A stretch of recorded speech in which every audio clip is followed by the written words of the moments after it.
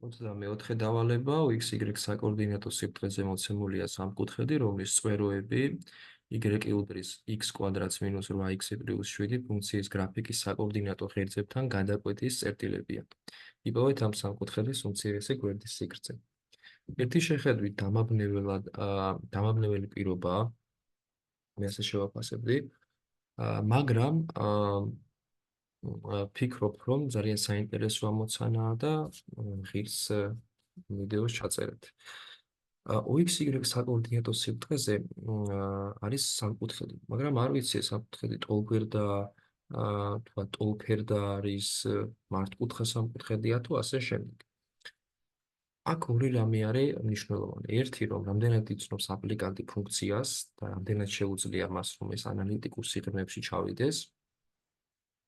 და მეორე, საკოორდინატო ღერძები, ну გასაგებია x და y და გეომეტრიული ძალიან მინიმალური მოთხოვნები. ამ შემთხვევაში სამკუთხედის გვერდის ფორმულა და ორ წერტილს შორის მანძილი.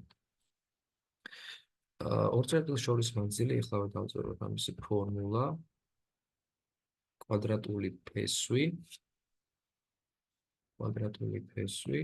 ეს არის x ორს მინუს x1 კვადრატში და ანალოგიურად ამას პლუს y ორს მინუს y1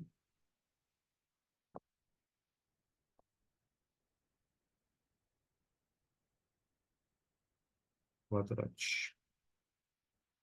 ეს არის ორ წერტილს შორის მანძილის გამოსათვლელი ფორმულა.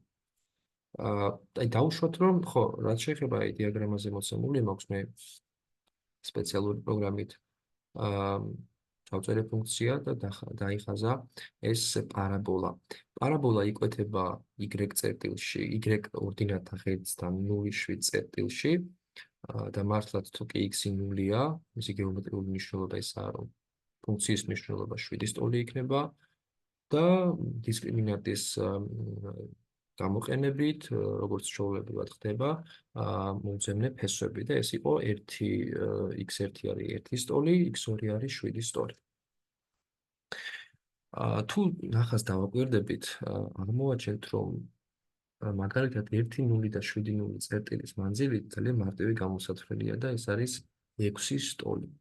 რაც შეეხება 0 და 7-სა და 1-სა და 0-ს, აქ გვაქვს, რომ მარტივი თქვათ ფორმულის ჩასმით გამოდის, რომ 7 მინუს 0 ეს არის ამის კვადრატი არის 49 და 49-ს უნდა დავუმატოთ 1 მინუს 0, ანუ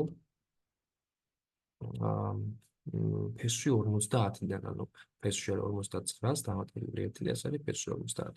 ანუ ფესვი 50-დან დავწერე ხა, ამის სიგრძე არის ეს რიცხვი. ხოლო ამის ზედმეტი ფორმულების გამოყენების გვერდის სავლით შეგვიძლია ვთქვათ, რომ გვაქვს 6.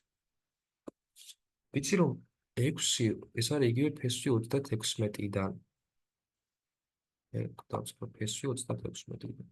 და ცალსახად ფესვი 36 არის ნაკლები ეს 50-ს. რატო არ ვამოწმოთ მესამე გვერდს? ნახაზიდან ჩანს, რომ სამკუთხედი ბლაგვია. თუ სამკუთხედი ბლაგვია, მაშინ ამ ორ გვერდთან არსებული კუთხის შესაბამისი მოპირდაპირე გვერდი იქნება ყველაზე დიდი. ანუ ეს ავტომატურად გამოირიცხა.